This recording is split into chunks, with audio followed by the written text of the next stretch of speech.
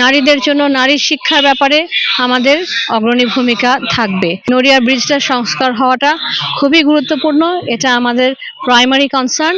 আর একটি এখানে আছে নড়িয়া নড়িয়া হাসপাতাল, যেটি বন্ধ হয়ে আছে দীর্ঘদিন ধরে, এটিকে চালু করা থাকবে আমাদের প্রাথমিক কাজের মধ্যে অন্যতম। শরীয়তপুর ২ আসনে বিএনপি প্রার্থী শফিকুর রহমান কিরণ সংসদ সদস্য নির্বাচিত হলে এই অঞ্চলের সামগ্রিক চিত্র পাল্টে যাবে বলে মন্তব্য করেছেন তার স্ত্রী ফারহানা কাদের লাবণ্য। শুক্রবার বিকেলে নড়িয়া পৌরসভার দক্ষিণ নড়িয়া এলাকায় একটি নির্বাচনী সভা শেষে সাংবাদিকদের এসব কথা বলেন তিনি। ফারহানা কাদের লাবণ্য বলেন, শফিকুর রহমান কিরণ একজন সৎ, যোগ্য ও জনবান্ধব নেতা।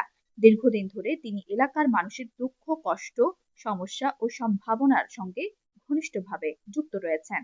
জনগণের ভোটে তিনি এমপি নির্বাচিত হলে শিক্ষা, স্বাস্থ্য, যোগাযোগ ও কর্মসংস্থান খাতে দৃশ্যমান উন্নয়ন নিশ্চিত হবে। তিনি আরো বলেন, এই অঞ্চল দীর্ঘদিন ধরে অবহেলিত। এখানকার মানুষ ন্যায্য অধিকার ও টেকসই উন্নয়ন থেকে বঞ্চিত।